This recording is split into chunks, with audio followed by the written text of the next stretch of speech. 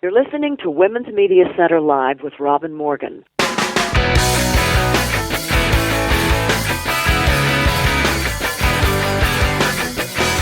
Welcome to Women's Media Center Live. I'm Robin Morgan. And a happy Halloween to you for the 31st of October.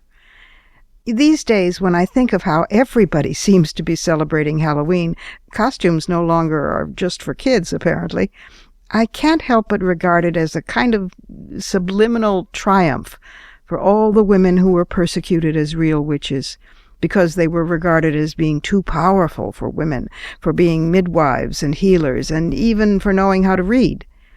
Because Halloween, or All Hallows' Eve in the Christian calendar, is really the Wiccan New Year. Samhain, it's called, spelled S-A-M-H-A-I-N, but pronounced Samhain. And it's a bit delicious to see all these folks celebrating that. Cackle, cackle, cackle, ha ha ha.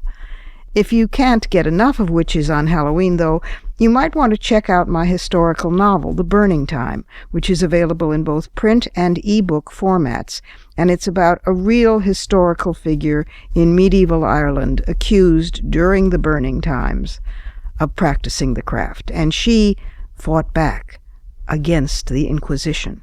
That's what The Burning Time is about. Anyway, today my guests are some modern-day powerful women.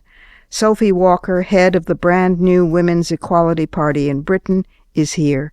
And then we have the special treat, no trick, of a double interview. Co-anchors of PBS's NewsHour, Gwen Ifill and Judy Woodruff, in conversation with this program's special senior correspondent, Pat Mitchell. Wow.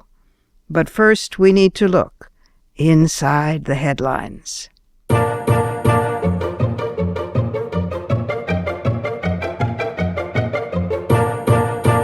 It's been a very good week and a half for Hillary Rodham Clinton. First, she aced the debates, nailed them. Then Biden announced he was not running, which was a wise career move. Then Lincoln Chafee and Jim Webb dropped out of the race. Good riddance.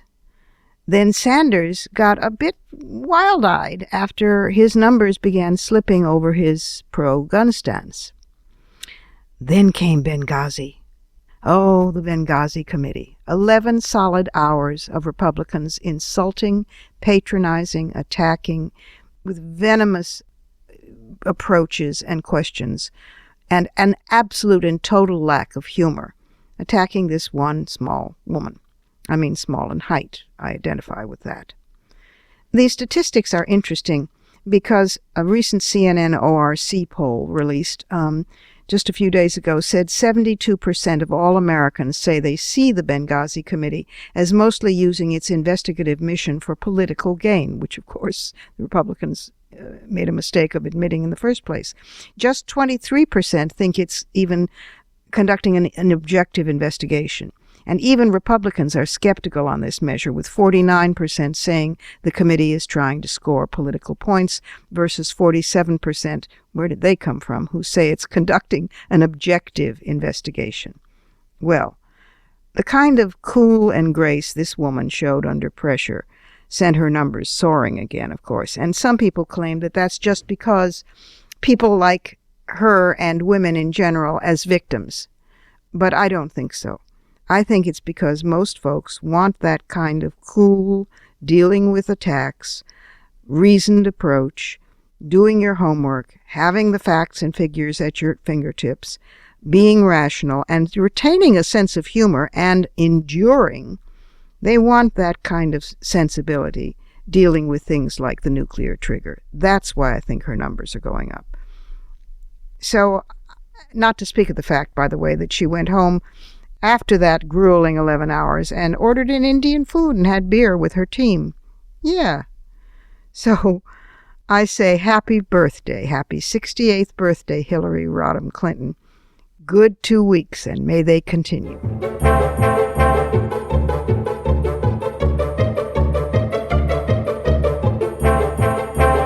And now for my first guest. Sophie Walker worked as a reporter and an editor for over a decade at Reuters Newswire. And her work as a journalist saw her reporting on business, politics, and trade in Paris, Washington, and London, and from Iraq and Afghanistan and Pakistan. She runs a blog about being the mother of a daughter with Asperger's syndrome, and that became a book, Grace Under Pressure. But today she's here in her capacity as the current leader of the United Kingdom's Women's Equality Party. Here is Sophie Walker. Sophie Walker, welcome to the program. Hello, thank you for having me. Well, I'm delighted all the way from London to have you on the phone, and I'm so delighted that you're the current leader of the United Kingdom's Women's Equality Party. I'm slightly biliously green with envy, because it's the kind of thing you can do in a parliamentary system, which we do not have, and third parties never make it here. But tell us about the brand new Women's Equality Party, how it came to be. You are the unanimous choice of the steering committee for the leader of the party. Tell us what that means and just take it from there. Sure. Well, we decided that we were going to set this up, because all of the other political parties in Britain are really failing to make progress on this matter. Oh, you're kidding. What a surprise. Yeah. I mean, I would add that it's not a whole lot. I mean, obviously we have a parliamentary system, but it's not a whole lot easier really to set up and get new parties going in Britain either. The system really is weighted to having money, insider knowledge, and a capacity to take on vast amounts of bureaucratic red tape. If someone had sort of sat me down, 6 months ago and said, "Okay, this is what it's going to involve," I would have, I think, not have believed them. But notwithstanding, we have made huge progress in a very short space of time, and I think that's because there is a great demand among the British electorate to really get this done now. You know, it's nearly 100 years since our amazing suffragettes won us the right to vote, and still men outnumber women in the UK Parliament by 2 to 1. Wow. Women's voices are just not being heard. Women's experiences in crime, healthcare, policing, education, they're just not being taken into account, and they're not being, they're just not being part of the conversation that's had at the seat of our democracy about the kind of legislation that our country needs and the priorities that we need to set in terms of making both our society and our economy really flourish. And what we're saying is equality for women is not just a women's issue. It's about everybody working together productively, healthily, happily. So the Women's Equality Party focuses exclusively on achieving equality for women, so that all may flourish. And it was formed less than a year ago, right? March of earlier. It was March, yes. It was set up by journalist and author Catherine Mayer and broadcaster and writer Sandy Toksvig, who weirdly, independently had exactly the same idea.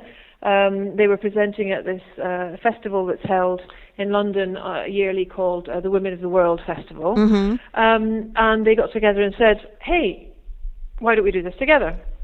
And so basically went out with just an idea and said, we think it's time that we looked at doing this from a political point, a political party who's in, and then promptly drowned under the tsunami of emails, phone calls, and I was one of the, I was there right at the beginning and said yes, absolutely, because I found the last general election process in Britain extremely depressing, an extremely depressing experience. It felt to me as though the conversation had already been had without me, and the options being put to me in terms of what I the options that I had in front of me to vote for were all pretty uninspiring. Right. And I was just really heartily sick of seeing women's issues written at the back of a political manifesto as though we're some sort of special interest party, Right, exactly. like pigeon fanciers, or rather than 51% of the population. Yes, precisely. Yeah, it's a very interestingly focused party mission statement, because I love the phrase "equality for women is not a women's issue."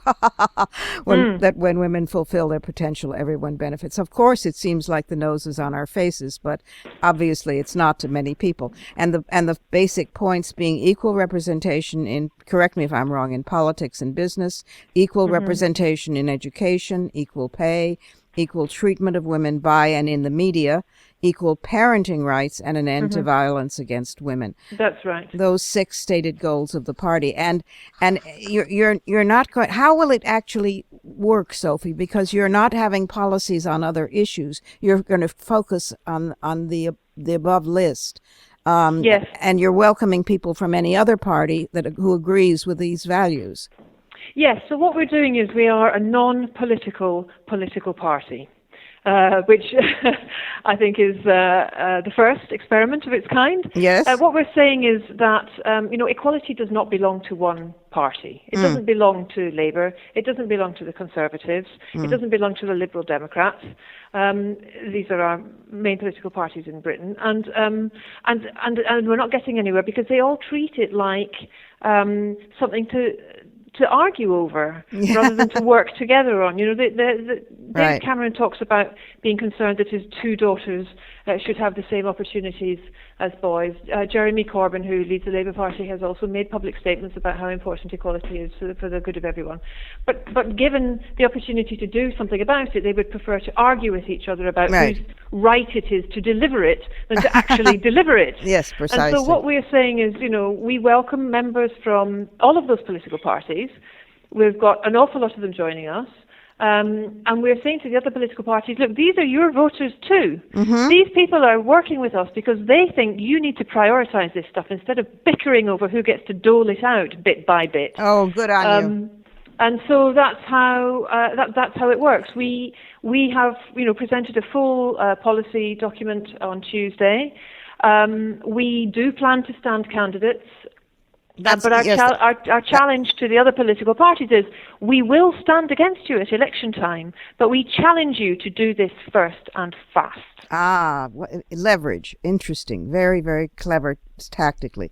You've also called for a gender quota system to select MPs at the next 2 elections so that equal representation can be achieved in the Commons by 2025, and you've called for 6 weeks paid leave at 90% pay for both parents after having a baby.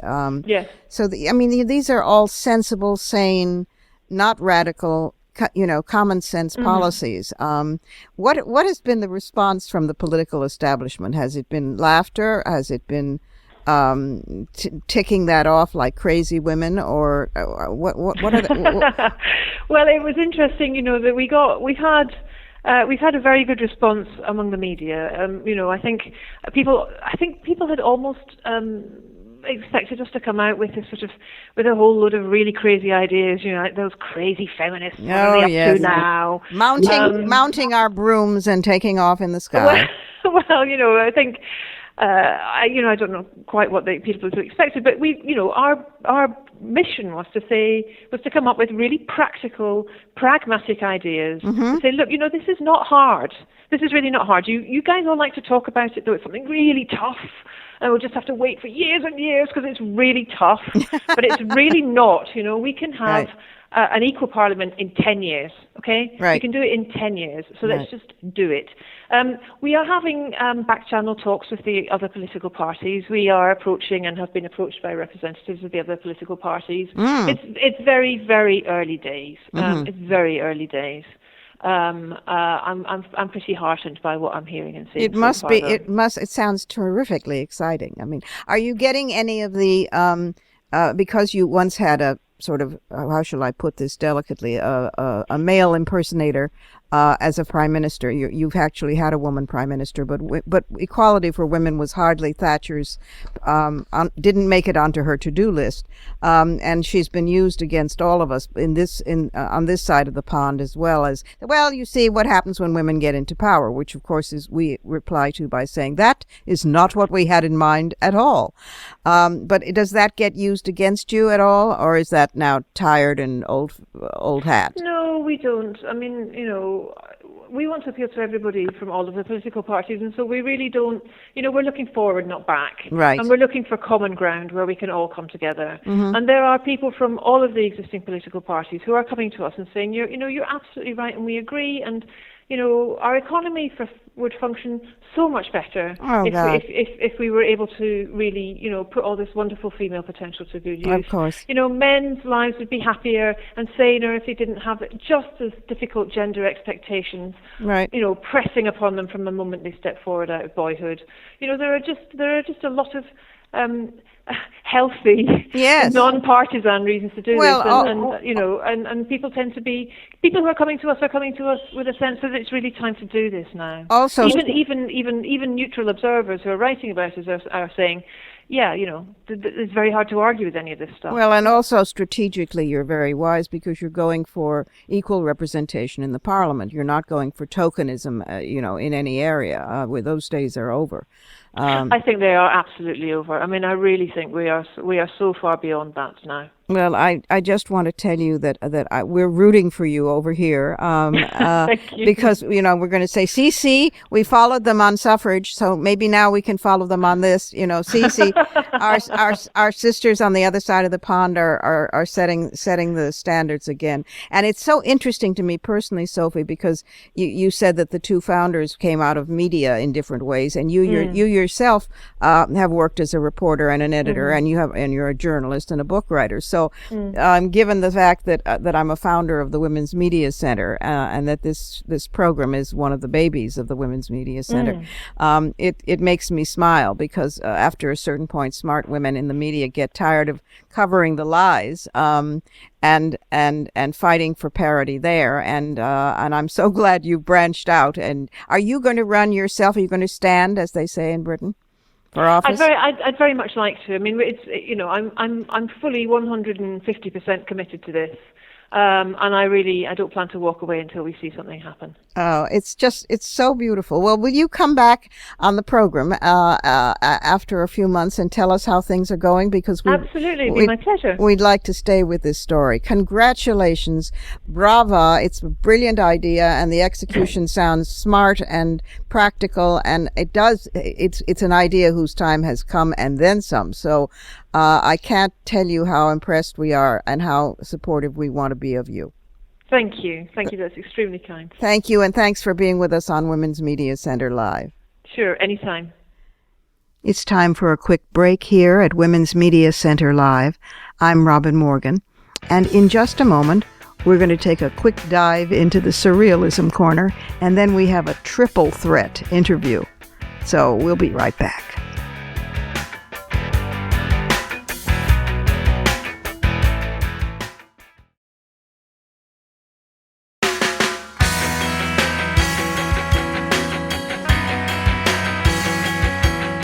You're listening to Women's Media Center Live with Robin Morgan.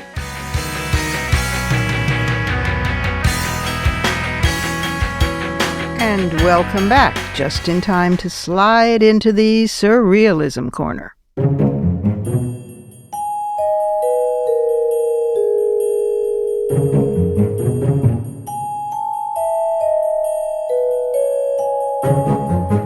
Have you ever heard of the licensing effect? Well, the licensing effect, which was first described in 2006 by Uzma Khan, who was then a professor of marketing at Carnegie Mellon University, together with Ravi Dar of the Yale School of Management.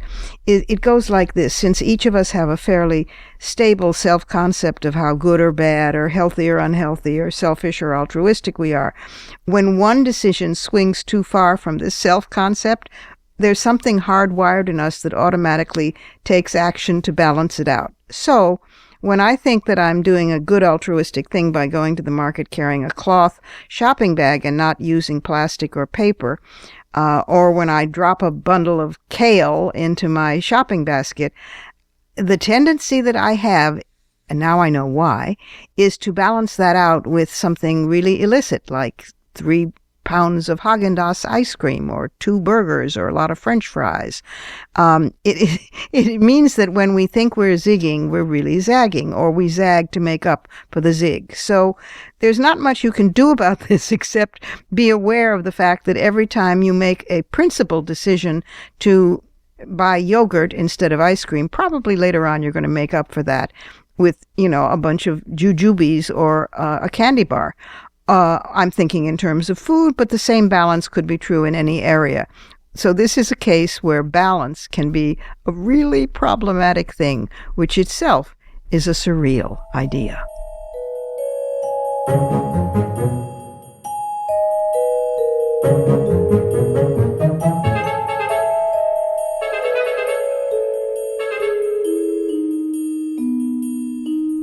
And now it's time for my next guests, that's plural, a very special treat. 3 of them. Pat Mitchell, who is chair of the Sundance Institutes, and also, not coincidentally, is chair of the board of the Women's Media Center, is one of media's most accomplished professionals. She was named Newsweek's 150 Women Who Shake the World, listed there.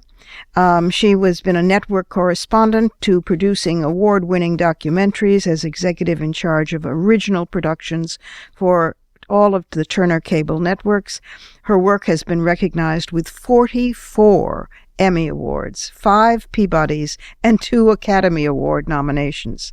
She became the first woman president and CEO of PBS, and she is just recently president and CEO of the Paley Center for Media, from which she is now free to do even more mischief.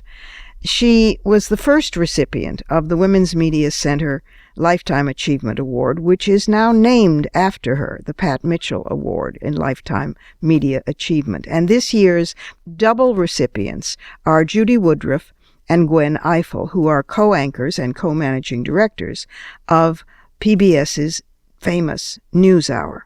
Pat is also the special senior correspondent for this program, so it seemed most obvious that it would be wonderful, since they were receiving the award from her and named for her, that she do the interview. Judy Woodruff began her career at then CBS affiliate WAGA in Atlanta, Georgia, where she was news anchor from 1970 to 1975. She joined NBC News in 1975, and she covered the 1976 U.S. presidential campaign of then Georgia Governor Jimmy Carter. She was chief White House correspondent for NBC News from 1977 to 1982, where she moved then to PBS, and for 10 years was chief Washington correspondent for the then McNeil-Lehrer NewsHour. In 1993, she joined CNN and for 12 years hosted Inside Politics. In 2006, she came back to PBS and also anchored a weekly program, Conversations with Judy Woodruff, for Bloomberg Television. On August 6, 2013, the NewsHour named Woodruff and Gwen Ifill as co-anchors and co-managing editors of the broadcast.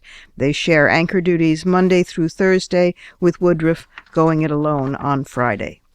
Gwen Ifill is an American journalist, a television newscaster, and author. She is the moderator and managing editor of Washington Week and co-anchor and co-managing editor with Judy Woodruff of PBS NewsHour, both of which air on PBS. She's a political analyst, and it was she who moderated the 2004 and 2008 vice presidential debates.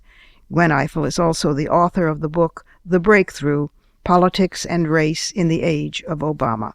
Here are Pat Mitchell, Judy Woodruff, and Gwen Ifill. Judy, Gwen, it's such a privilege and pleasure to be talking with both of you today. And how interesting that an earlier attempt to have this conversation was interrupted by a news item, something that you had to quickly get to a monitor to review, the announcement by Joe Biden that he would not be running for the presidency of the United States. And what I found interesting in that moment, as you asked for more time or time to make the call later, was how do you two work as a team when you are co-anchoring, co-reporting? How do you make decisions about who does what when? Well, the good thing is, Pat, and first of all, thank you for having us. We are incredibly honored by this award in your name.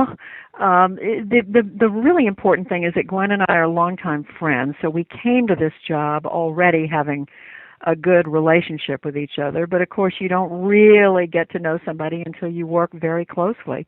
And the good thing is that we not only, I can say this about how I feel about Gwen. I not only respect her and like everybody else, in awe of everything she's done in her career, but she's somebody who is just terrific to work with. We can talk through anything. Our offices are right next door to each other, and so when stories come up, we can poke our head in each other's door or go into the other person's office, or if we're on the road, we can connect by email.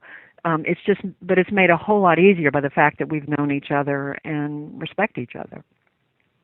Yeah, I would add to that. I have to say, people ask me this all the time because there's a history in the news business of co-anchors not necessarily getting along, but part of it is 95% of the time, Judy and I see the world the same way.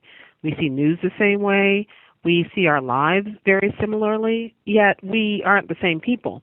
And because we respect each other, we assume the other person has something to add and to say that might just be smarter than what's inside our heads. We both came to this differently. She came to this through television and through a stellar career, both in local and national television, including a previous stint here at the NewsHour. I came through newspapers, commercial television. We just happened to land here at a moment when the founders of the program were looking for ways to keep it going after they stepped aside. And so it wasn't that either of us schemed for this position or even thought about it. It came together very conveniently for everyone, including for the program. And then the added little bonus that Judy and I are girlfriends. I was homesick last week, and she brought me flowers. We are friends, and that makes a big difference. Well, I'd also say the added benefit was to the audience, too, who gets the benefit from both of you. And, of course, there was so much made of the fact that here you are once again, women in a first position, first dual anchors of a network news program. What was your response to a lot of the attention that was built around that fact?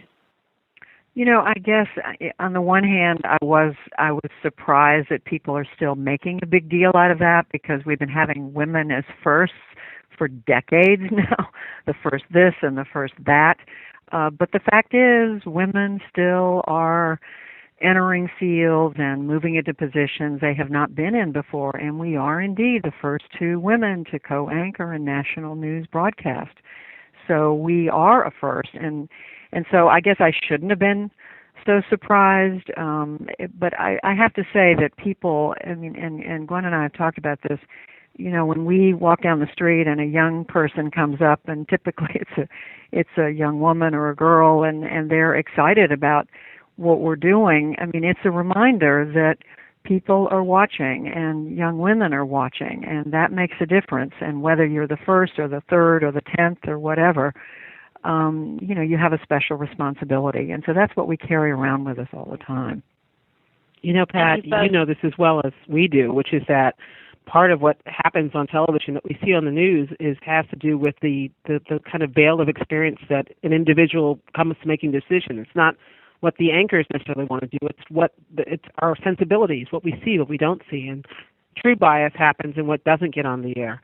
So because we have not only Judy and I, but also a woman in position of executive producer, Sarah Just, and an incredibly robust and young staff, which brings ideas to us every single day, it's not just the two of us sitting there that changes the kind of program you see. It's the constant idea factory we have that keeps it alive and our job is to encourage that and to spread that as much as possible and be very aware that a lot of the young women we work with and who we don't work with look at us, and if we forget about it, they tell us with great hope for their own futures, and that's what we want to be.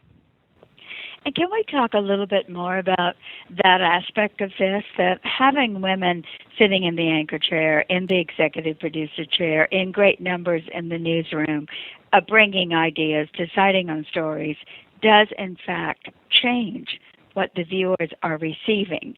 It does change the perspective, and given that we are looking at women's leadership in a particularly focused way this year in the U.S. and around the world, and women, young women in particular, are watching to see what, in your opinion, are the differences that you've observed, that you feel you bring to this program, or that other women on the staff, what are the differences because you have women in such key and important news and decision-making positions?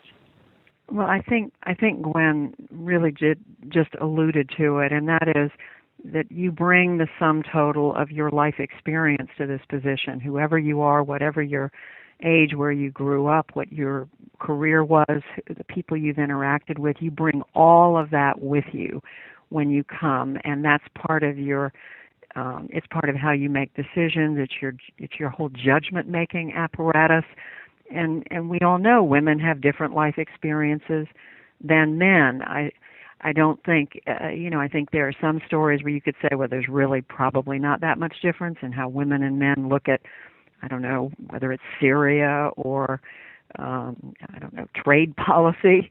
But on the other hand, I think that, there's an interest in family. I think that women, it's not that men aren't interested in family. I think women have, bring their own family background to whatever they're reporting on television, and when it comes to the economy, knowing that women are more affected by so many economic decisions differently from the way men are, and so it in big ways, but even more than that, I think in so many small ways, your gender, your background does play a role, but you don't. It shouldn't be biasing what you do. It should be adding, I think, to the richness of how we cover the news.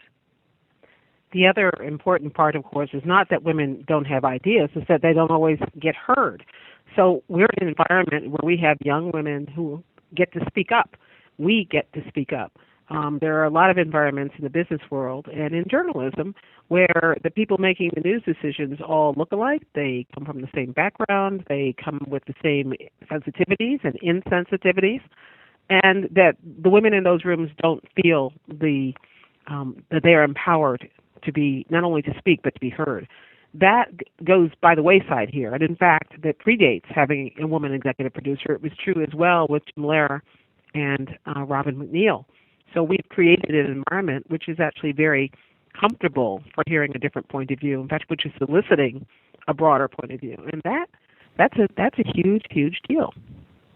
And it's a big difference, too, with a lot of the rest of media. The Women's Media Center produces a report on the status of women in the U.S. media year after year, and it's quite a lengthy report that outlines so many of the challenges that still remain for having diverse voices heard, having diverse points of view represented on news as well as across all media. And we do know that gender bias, as well as other kinds of biases in news and in all media, is particularly profound and important to the rest of society. I'd love your thoughts on that. Why it's particularly important that we work to eliminate bias in media. Well, I'd like to jump in on that because this is something which has been kind of a passion of mine about defining what bias is. And one of the things that I find is often true in journalism newsrooms is that we don't even hear our own biases. We don't even recognize them, and in fact, get our backs up if we're accused of bias. So the word bias in and of itself sometimes leads to a non-productive conversation, whereas inclusiveness in which you know that by definition what we do in the news business is to tell everyone's story, leads to a more fruitful discussion. And that means you're being inclusive of women, you're being inclusive of people of color, you're being inclusive of people with disabilities. You are rigorously testing yourself to make sure that that is always part of the conversation. We have the advantage, I have to say, at the NewsHour of time. We have longer stories. We have ways of digging a little deeper. And it's the luxury of a non-commercial hour-long program every night. So I wouldn't criticize my colleagues in commercial because they have those limitations. But we have to take advantage of that ability to get different voices, to tell broader stories. And that's the good fortune that we have. We need to break into this wonderful conversation for just a moment to remind you that this is Women's Media Center Live, and I'm Robin Morgan. But we will be right back with the second part of this fantastic trialogue between Pat Mitchell, Judy Woodruff, and Gwen Ifill. So stay where you are.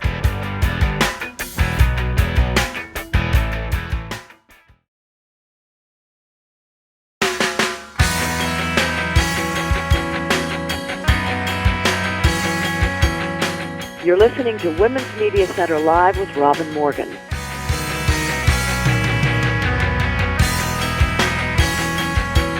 And we're back with the second part of the interview with Gwen Ifill and Judy Woodruff by Pat Mitchell.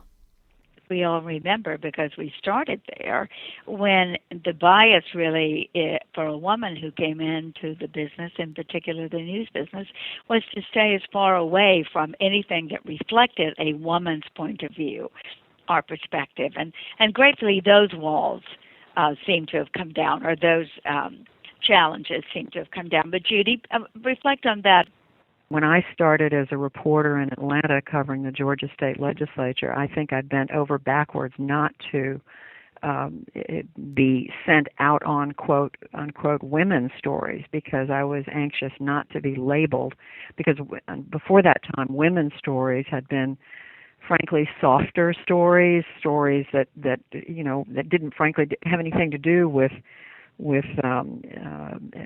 the broader political landscape. They were stories that at the time, whether it was children or families or gardens or whatever it was seen as less important. Of course, we know today there's much more to family, to children, and we look at those stories very, very differently. But what I was going to say is that I think it's so important to have a commitment to this, and it's something that we, not just Gwen and I, but the entire staff carries into our planning process every day, and that is a commitment to make sure our program looks diverse, not only with our correspondents and anchors and people you see on the air, but behind the scenes, guests we have on to talk about everything from politics to foreign policy. I mean, it's something we think is crucial, and that message goes out every day. We want to reflect, we want to hold a mirror up to this country. We want to look like America and not like some, rarefied corner of America. And you do that day after day, and that's one of the reasons that I think on NewsHour, you're not going to see the differences in reporting, and I'm thinking particularly on reporting on political candidacy, which there's been so much made of, and which the Women's Media Center report always shows such bias, be it conscious or unconscious bias, in the way in which media treats female candidates. So here we have a woman running for the presidency of the U.S. How do you think about that? Is it something that you have talked about with your team? Because it's clear that if you watch the coverage of Secretary Clinton, and as opposed to other kinds of coverage, there is a difference in the way in which stories about her and the male candidates are reported. It's funny. Judy and I were chuckling the other day because there was a story in Politico about all the women who are covering, pardon me, there was a story in Politico about all the women who are covering the Clinton campaign this year, and there was a photo spread of all of them, including our good friend Andrea Mitchell, and people who have never been on campaigns before, people who are getting the opportunity, maybe because there's a woman candidate, but it reminded me of 1984 when Geraldine Ferraro ran, and that also gave a lot of opportunities for women to get on the campaign trail for the first time. I can point to a lot of women who this was their first campaign. For me, as an African American, my first campaign was covering Jesse Jackson. I mean, you get in the way you can get in. But does that mean that you cover them differently? Sometimes. And, once again, we're in the position where we get to resist the knee-jerk ways of doing things. If someone wants to talk about Hillary Clinton's outfit, we want to talk about the guys' outfits too. And that makes it that takes us a little bit away from the slapdash that cable television often requires. Now, Gwen, I do want to tune in and hear somebody talk about Bernie Sanders' hair. Orange coat. I mean, there certainly has been enough made of Donald Trump's hair, that we know. But in general, and the research shows this over and over again, I mean, there's so much comment about women's clothes and hair that we often miss the point. So what are the remaining challenges, in your opinion, for women who look at you and who clearly say, that's what I want to do, that's what I want to be? What are the challenges still for women coming into the media business who have aspirations of these kinds of careers? Oh, I think the challenges are simply to know that you have the opportunity to go as far as you want to go. If you want to be an executive producer of a program like this, as Gwen said, we have a woman executive producer, Sarah Just, who put in 25 years at ABC News, who, just brings a wealth of background here. There are those options if you want to be on the air, if you want to be a writer, if you want to be an editor, a someone who shoots video, who works online and does graphics. They're just the opportunity. There should be no doors that are closed. And as we look around today, you would say, well, all the doors have been opened, and that's true. In some cases they are physically open, but we know there are still some invisible barriers out there, and particularly I think when it comes to management positions at the commercial networks and newspapers, and those I think are, you get closer to the business climate in the United States. There still is, I think, not an open frontier for women. There still are some areas that are very, very difficult, and I think in some respects that's the people making the decisions about who comes in, but in some cases it's women themselves, and they have to make tough decisions about how much of a sacrifice do they want to make. So, my goal would be for my daughter, who's 26, if she were to want to go into the media, which she doesn't, to be able to go in any direction and to know that she's going to be supported if she does.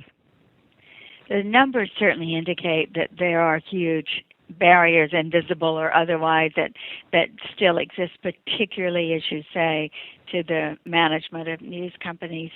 But I love it if the two of you could reflect for a moment on, was there a time when the challenges felt too big, or the commitment that's so necessary to be in particular the news business just felt too heavy? Of course. Share that? Of course, and when we talk about invisible barriers, I often think about them as the barriers we impose on ourselves. I've seen many young women I've talked to at college campuses, once they ask about your personal life and what the sacrifices you have to make to be a success, I can see their little windows closing in their eyes. They're thinking, I don't really know if I want to do all that. I don't know if I want to order my life in that way, because the fact is you can do a lot of things. You generally can't do them all at once. And that to me is a real question. Now, at different points in our careers, we probably made choices we weren't aware we were making at the time to decide to pursue one thing or the other. And in the end, I kind of have a Zen-like spiritual worldview that you end up where you're supposed to be, and that if the opportunity you thought you wanted that you didn't get was probably not one you were supposed to have. And so I was fortunate that I was raised by, I always call my father an inadvertent feminist, because he was not a feminist by any, he would have run from the room if you gave him that label, but he didn't bother to tell his daughters that there was anything we couldn't do. And so we just assumed. And that assumption of expectation is what young women have to be reminded of. They don't have to do it all. They don't have to even strive or want to do it all. But if they do, then they can't put limitations on themselves, because certainly there will be other people who will put them on you. And I would just say that that there are men at this stage in their careers who are thinking, is this really the sacrifice I want to make? I think this younger generation of men coming along are looking at family in a different way and wondering if, Pat, you know very well the sacrifices of journalism. It's 24/7 in many regards, and you've got to be prepared to put everything aside at times. And it's a tough business, and so people who come into it should know that coming in, but it shouldn't discriminate. It should be men and women who have an equal opportunity once they know what the options are. But there's no question, as Gwen said, you can't have it all. You can't give 100% to your personal life, to your family, and 100% to your job.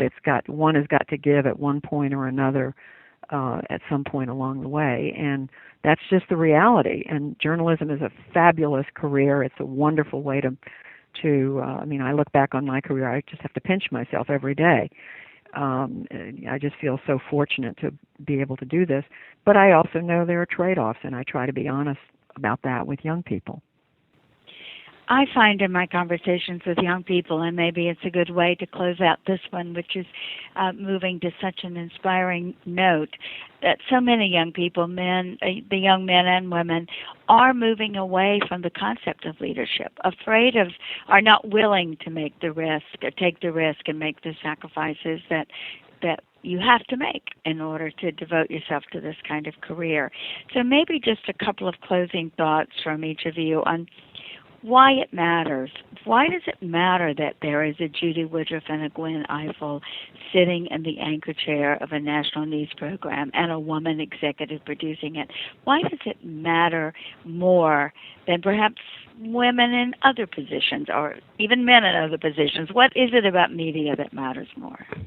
I wish I could tell you that I didn't think it mattered. It would be nice if we were at that point in our world where we could say it just doesn't matter. Everybody accepts their news, filters the news the same way. But it does matter, and I'm reminded of it whenever I get outside of the bubble of just getting the job done.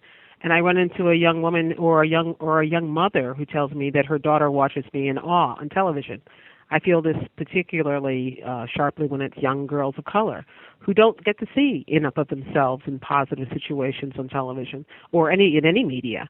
And so when they see me, they think, oh, it's possible. Now, it's not something I'm conscious of when I'm out there just doing the job every day, but it's something I'm reminded of consistently enough that I know that we have to do it. We have to be not rigid, but we have to be thorough in our assessment of what makes news and how you tell it and the language you use, and uphold journalistic standards, but also keep in mind that we are sending mad signals to young women out there that they should do what we're doing and more.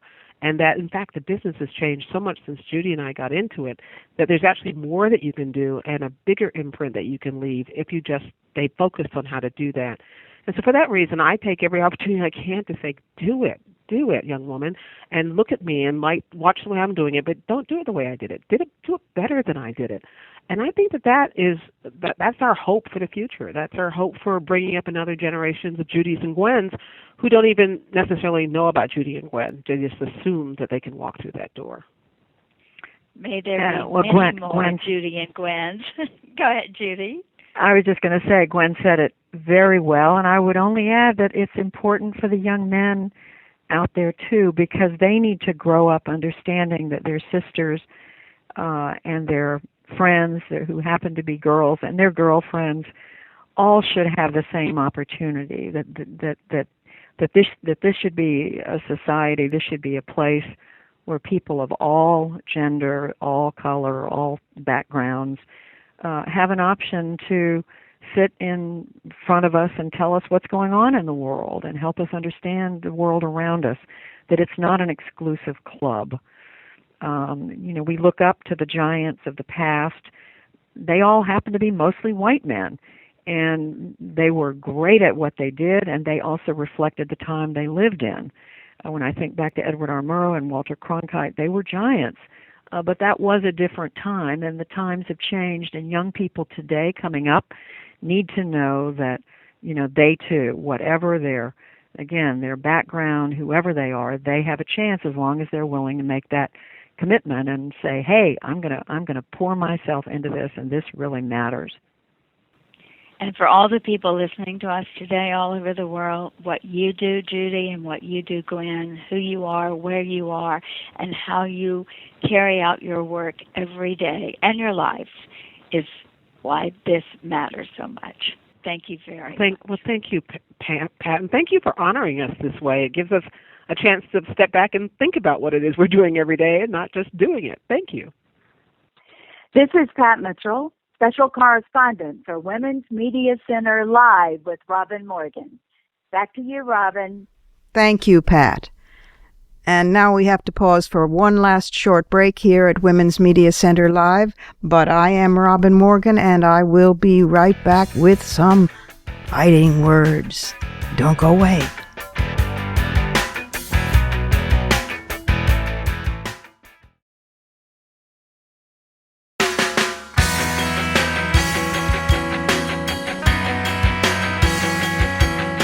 You're listening to Women's Media Center Live with Robin Morgan.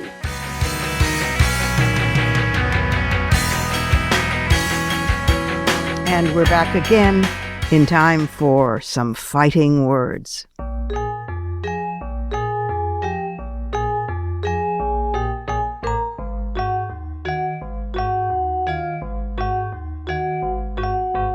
There's a new landmark study in this age of assaulting science, a new scientific study from the Delft University of Technology in the Netherlands. And it's reported that scientists have conducted an experiment they say has proved one of the most fundamental claims of quantum theory, that objects separated by great distance can instantaneously affect each other's behavior. I love this.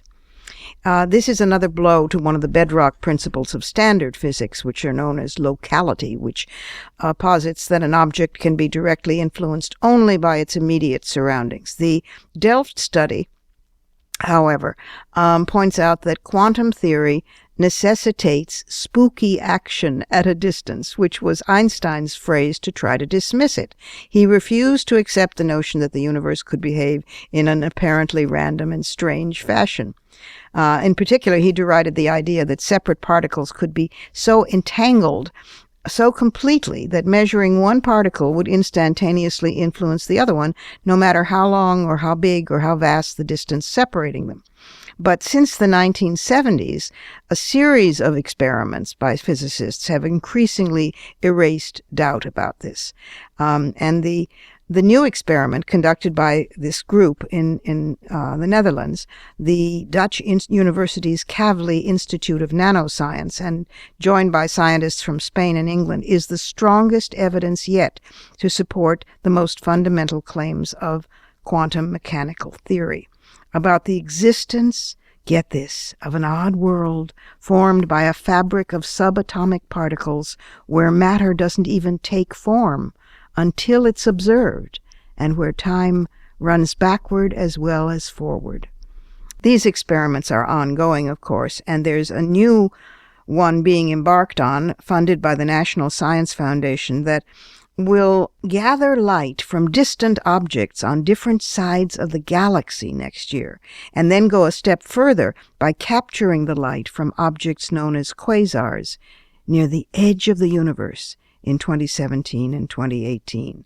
So take that, science haters. You go, science. Spooky action is scientific and real. And again, a happy Halloween to you.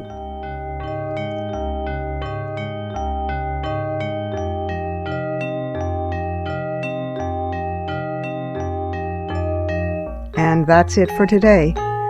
This program is syndicated, but if you can't find the broadcast on a radio station in your area, you can always visit us at WMClive.com. There you can find the show, plus the archive of all our previous episodes. And we're at iTunes worldwide.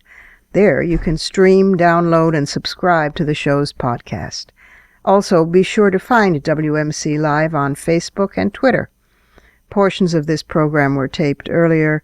Opinions expressed here do not necessarily represent the WMC.